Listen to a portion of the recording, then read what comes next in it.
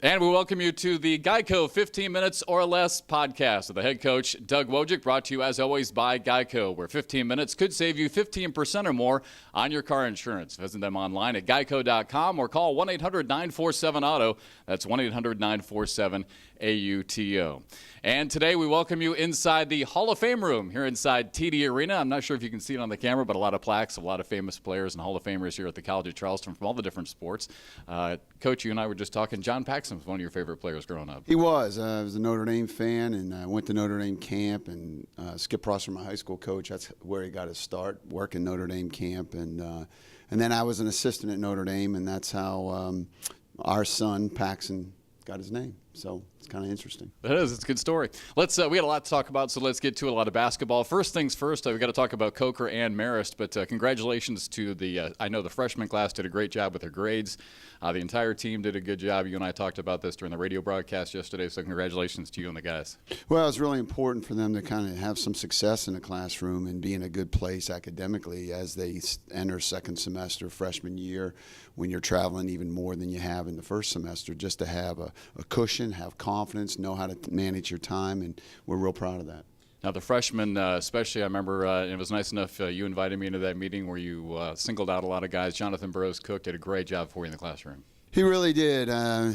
Just where they began back in June and now where they are now. They took 2 classes in the summer, and then just to see him do as well as he did and really just be in a great place, you can just see the confidence coming out of him. And like I said before, his mom was just so happy to know that I confirmed the grades with her, and she was pretty excited. I thought it was funny yesterday, just before the meal yesterday, just before the game, you said to Jonathan Cook, you said, hey, I had a nice conversation with your mom to confirm the grades. He's like, man, Coach, I always get good grades.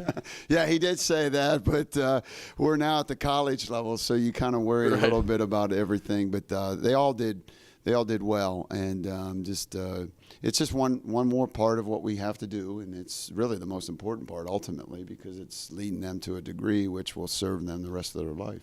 Well, let's get right to it. Obviously, a disappointing loss against Marist. The guys had 12 days off for finals. They come back with a nice win against Coker, and then a tough win against Marist. And you and I talked again in the radio pregame show. You never like to really face a team that's 0 for, especially a team like Marist. We knew that they were better than the record. They come in 0 for 9. I know, disappointing loss for you guys. Well, it's a second game of a 2-year contract. Last year when we had to go to Vermont, I inherited that, so we got to get a second game up there. Went up to Marist, and they weren't particularly good last year with their record, and we won on the road. But the Lewis kid we knew was very good. He had 23 against us last year, and he kind of controlled the game to some extent last night. And we just didn't come out with enough fire. We get the tip. We run our first play. We execute. Ajay scores, and we just don't take control of the game. And we get down as many as 15. Come back and violent effort at the end of the day, but in the end we had probably the ball I think 3 times down 2 and never took advantage of it. A couple times, we didn't execute, or we had a foul on one play on an illegal screen, and just very, very, very frustrating. I think it's going to be. Unfortunately, we're not great at anything right now. We've done some great things. I think people were excited at Louisville. You come back and beat Charlotte. We're not shooting the ball particularly great. And when you're not scoring, it puts a ton of pressure on your defense. And last night, Jeff, no one mentioned this in the media room last night, but we did miss David Wishon. We have struggled against 2 teams at home, UNC Asheville and now Marist, with a big, burly center. And, of course, with the Jai getting foul trouble, we were very, very small, and particularly at the end of the first half on the floor. Any timeline on Wishon's return? I don't. And, unfortunately for him, he's 7'2", 270 pounds. His timeline, his recovery time is a lot different than, say you or me, or say Ajay, or say Joe Cheely. Not that he was going to go get you 10 and 8.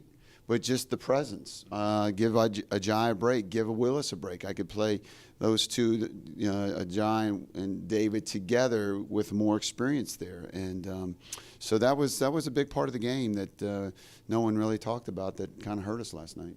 Now, on a positive note, you guys, as you've done a couple of times this year, make a great comeback in that second half. It was very exciting. The place got loud. Pretty good crowd yesterday, especially considering the fact it was a Sunday. And we're competing with football all the time and the holidays, but pretty good crowd.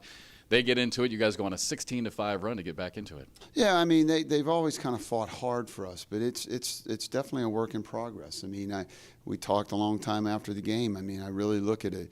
Willis Hall, Ajay Baru, and Anthony Stitt is like you know we've got to follow those guys. It's your team, guys, and even with that, even with those three great examples and great leaders. You know, it's managing some guys to understand how hard you got to play all the time, and you know we're a work in progress. Anthony Stitt is a guy I know, Coach, that you've been really working with one-on-one to try and make him become that leader that he can be, and I think he's been responding. I mean, what is it, 3 consecutive now double-figure scoring games? He had 14 yesterday. Another good game for him. Yeah, really great. I mean, he really buys into it. You know, we just had a really great meeting after the game, a lengthy one. You know, everyone talked. You know, he's one guy that could easily have not bought in, and he has bought in. Willis bought in from day one. Ajay was pretty easy. He obviously likes what we're doing with him and developing him and getting him the ball and all those things. And, you know, I really praise Anthony Stitt. He really has come through, and yet we got to have more of those guys following his leadership and his example. If you don't mind pulling back the curtain a little bit, what was that conversation like last night? I mean, how did the guys take the loss? How do they respond now? What did they say? Well, you know, I have to go to the media room, and Anthony Stitt and Willis and I go, and we have to handle that after we do our post-game radio. Yeah, and I know it's tough for you guys to do that. Yeah, well, it's part of it. And then, of course, we were in the locker room for a long time. We didn't get out of there till about 7 o'clock. And went around the room and talked, and it's amazing who talks, who doesn't talk, but a lot was said, and it's going to be a journey for us as it usually is, then there's a lot of young guys, inexperienced guys that you got to kind of blend and mesh, and so it was good. But it's hard to recap 3 hours. So it's you know, I think it was positive, and we're hoping to have a great practice today. Good thing you didn't have to do it in 15 minutes or less. Absolutely.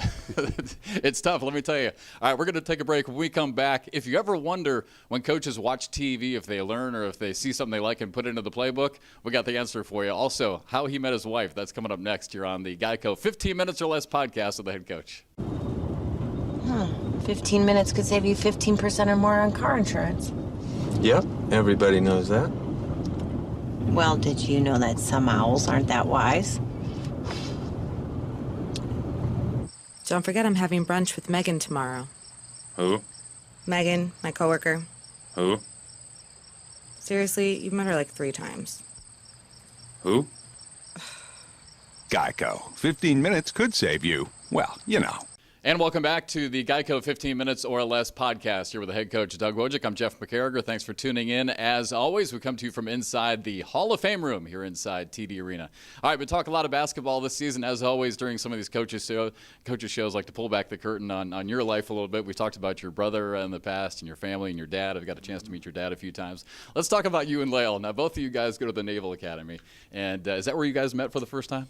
Well, I was a senior when she was a freshman, and she played basketball and I played basketball. We knew each other, but you're not allowed to date freshmen at the Naval Academy, and not that we would have dated, but I was, you know, I leave, I go off to the Navy, go to my ship, and then I come back, and then she leaves and goes to San Diego, and then she finally comes back as the superintendent's protocol officer at the Naval Academy, and by that time I was a full-time coach. So this is 1995, and pretty small community for the most part. Start dating, date for 3 years, get married at the Naval Academy in 1998, and then spend 1 more year in Annapolis, and then we go on our kind of coaching odyssey. We go to Notre Dame, Paxton's Born for 1 year, University of North Carolina for 3 years, Michigan State for 2 years, Tulsa for 7 years, and now Charleston for 2. So there's quite a bit of time there from the time you guys first saw each other to when you actually I started really dating. We would have known of each other in 86, 87. But you weren't allowed to say anything. Well, no, I mean, you know. I never realized that they had that rule at the Naval Academy. A lot of rules that you don't know about. We wore uniforms. You had curfews. You had all sorts of rules that you had to kind of adhere to. And so, yes, we knew of each other. But then again, so 86, 87, and we don't start dating until 1995. So quite a few years, eight years go by. Well, she's a great lady. If you haven't had a chance to meet her, she's very accessible, and I love your family. Always great spending time with them. All right, let's get back to basketball here a little bit. It's interesting. Coach and I were talking, I think probably maybe a week or two ago, and I just happened to catch his little playbook that he keeps on the sidelines. And if you hear some of the play calls by the players, sometimes the play calls come from different teams. So I asked Coach, I said, hey, listen, I said, do you ever take – do you ever watch on TV, you see a great play and say, hey, yeah, I like that play? And apparently that's a lot of coaches do that. Well, I do. I mean, different movement or talking to people. Hey, what do you do when they're switching four guys, or what do you do in this situation? And then, of course, this year, for the most part, you have so many young guys, you know, you almost have to figure out what they like and how they're going to score. And so there's some things that have been really added for, say, Canyon. Some things that have been added for Willis being able to shoot the ball from the perimeter. What's good for Anthony Stitt versus what's good for Joe Cheely. And then, of course, you're always trying to get the ball to Ajay. So anytime that we can put something in where we got some movement for him into the post, I think it's a good thing for him as he continues to develop his post game. Now, you and I watch a lot of college basketball, obviously. So, I mean, literally, when you're like, we were just talking about the St. Louis game, if you see something you like, will you actually write that down? Well, right now, no, because I think we have our defense we need to fix. I mean, there's, you know, it's just really interesting, the highs and lows you go through, the ups and downs, and where your confidence is and where your team is. And coming back from Louisville in a 22-point loss, thinking that you had somewhat of a small victory there, to beating Charlotte at the buzzer where you make 13 or 14 threes, to now where, man, you can't make more than 5 threes in a game. So it's you know, ultimately it's about effort. Ultimately it's about playing hard. Ultimately it's about doing all those things, those little things to win games. But as we develop and guys are in a good place, yes, we'll move things forward and try to get them shots and where we can score based on the individual. Because there's certain individuals, I've always said this, best players have to play best. It's not fair to inexperienced players having to play best every game.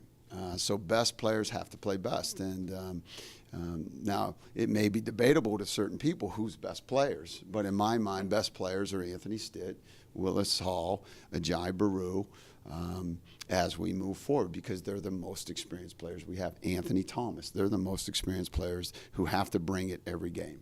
As we wrap up this week's show, got to look ahead. Speaking of experience, it's not going to get any easier for you guys. We'll head off to Old Dominion tomorrow, play them on Wednesday, and then you still got Kent State, Davidson, the Citadel. So the schedule, it's been a difficult one this year. Well, it is, and you know, when you're not shooting the ball particularly well, and you do have some youth, and you're not, physically as strong, but it's a work in progress, and ultimately it's really about March and playing well in March. I mean, I look at Northeastern in our league, and they're a really good team, and I think they're 2-7. Yeah. Different timeline. I know everyone wants to win every game, so do I, but it's just not going to happen for us. How much have you had a chance to look at ODU yet? Yeah, I looked at them extensively. I think they're really dangerous. They've got 2 big-time scorers. They're not real big, but they play really, really hard, and Jeff Jones has done a nice job with his new team. Thanks so much for your time. Appreciate it. We'll see you at Old Dominion. That's Doug Wojcik, head coach of the Cougars, and we'll be back next week with another show for you here on the GEICO 15 Minutes or Less podcast, brought to you by GEICO, where 15 minutes could save you 15% or more on your car insurance. We'll talk to you next time.